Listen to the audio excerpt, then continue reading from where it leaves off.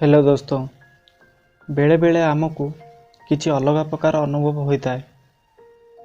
जेमिति कि किए जड़े आम साथी अच्छी, जेमिति कौन सी अदृश्य शक्ति आमर साहाय्य करता है। किंतु यही भावना को बहुत लोग भूल भाविकी नजर रखती नहीं कि निजर दिमाग रे भी रखती नहीं। एसबू न जानी कि यही भावना ईश्वरीय शक्ति आपण को साथी रे रहिबार संकेत भी हेइथिबो। एमिति भी अछि कि धर्मशास्त्र रे कुआ जाइछि, जदि आपण को ऊपर भगवान प्रसन्न होइतांती नहले जदि आपण को ऊपर देवता मानक कृपा रही थाए तो तार किछि संकेत आपण को मिलिबा को लागि थाए। तो यही संकेत कौन जेउंथिरु जणा पड़िबो कि कौनसी ईश्वरीय शक्ति आपण को साथी रे अछि।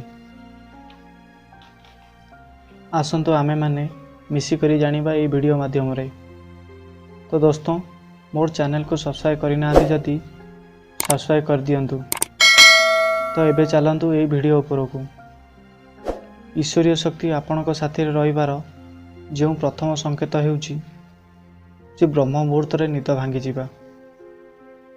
तो आजिकाली मनुष्य माने जंत्र उपरे निर्भर होई गलेनी कि सेमानकु सकाळ उठिया पई हेले अलार्म रो साहाय्य नबाकू पड़िताए। जदि यह न होई आपणकर निद निजकु निजे ब्रह्म मुहूर्त रे बा 3 ରୁ 4टा समय खोली जाई थाए तो आपण जानी जाओ जे कौनसी दिव्य शक्ति आपण को साथी रे अछि। प्रकृति रे ब्रह्म मुहूर्त को अमृत बेला कुआ जाई थाए। आ प्राचीन काल रे ऋषि मुनि माने भी ब्रह्म मुहूर्त रे उठी जाउथिले, कारण से माने ईश्वर को साधना करि परिबे। जदि एमिति प्रतिदिन आपण को आखि प्रतिदिन ब्रह्म मुहूर्त रे खोली जाई थाए ताले जानी जीव जे आपण को ऊपर देवता मानक कृपा रही। आर द्वितीय संकेत होउची स्वप्न रे भगवान को देखिबा। जदि आपण को स्वप्न रे सदा बेले निजर इष्ट देव बा कौनसी मंदिर नले कौनसी भगवान देखा जाती ताहले आपण जानी जाओ जे कि आपण को पाखरे ईश्वरीय शक्ति अछि बोली।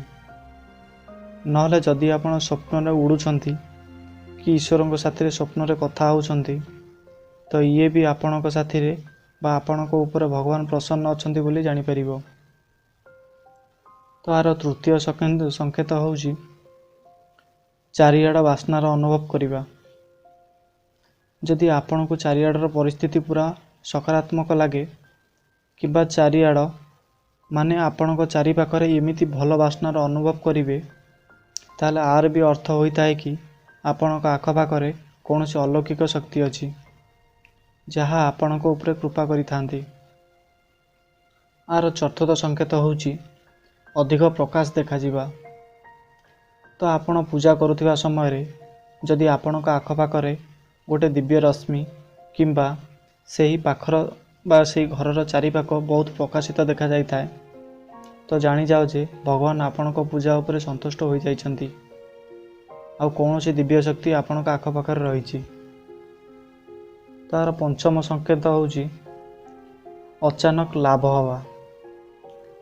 जदि आपण बहुत समय हैला कौनसी कथारे बा कौनसी चिंतारे परेशान अछ आ आपण को प्रतिटी जिनिस रे लॉस भी होताए, किंतु पुणी अचानक यही लॉस आपणकर लाभ रे बदली जाए आउ आपण को अचानक बहुत फायदा होता है तो आपण जानी जीव जे ईश्वर आपण को कथा को सुनी नेले आउ कौनसी ना कौनसी दिव्य शक्ति आपण को आखपाखरे ही अछि।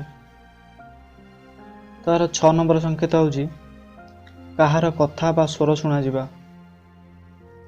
कौन आपण एमिति केबे अनुभव करिसेंती कि आपण राति रे सोइछंती तेबे सेते बेले आपण को लागुछि जे कि आपण को डाकिला बा आपण को नारे स्वर देला, किंतु आपण जेते बेले निदरु उठी करी देखंती कि निजर आखपाखरे केही भी नांती, केही भी देखा जाउ नांती। तो दोस्तों मने रख कि जदि आपण को कथा सुना जाइथिला बा स्वर सुना जाइथिला तो यह निश्चिंत जे ये ईश्वरंकर ही संकेत होता है, जार सीधा अर्थ होउची जे भगवान आपण को कथा सुनी नेले आउ एबे आपण को साथी रे सब भल ही हबो। सेति पई निज मनरु व्यर्थ चिंता गुड़ाक छाड़ी दियो। ଆଉ ଭଗବାନଙ୍କ ପୂଜାରେ ଲାଗିଯାଅ। ତ ଦୋସ୍ତ ଇଏ ତ ଗଲା 6ଟା ସଂକେତ, ଯାହା ଏସବୁ ଦେଖାଇଥାଏ କି ଭଗବାନ ଆପଣଙ୍କ ସାଥିରେ ଅଛନ୍ତି। ତ କ'ଣ ଆପଣମାନଙ୍କୁ ଏମିତି କିଛି ସଂକେତ ଅନୁଭବ କରିଛନ୍ତି? ଯଦି ସଂକେତ ଏମିତି କିଛି ଅନୁଭବ କରିଛନ୍ତି ତାହେଲେ ମୋତେ କମେଣ୍ଟ କରିକି ନିଶ୍ଚୟ କୁହନ୍ତୁ।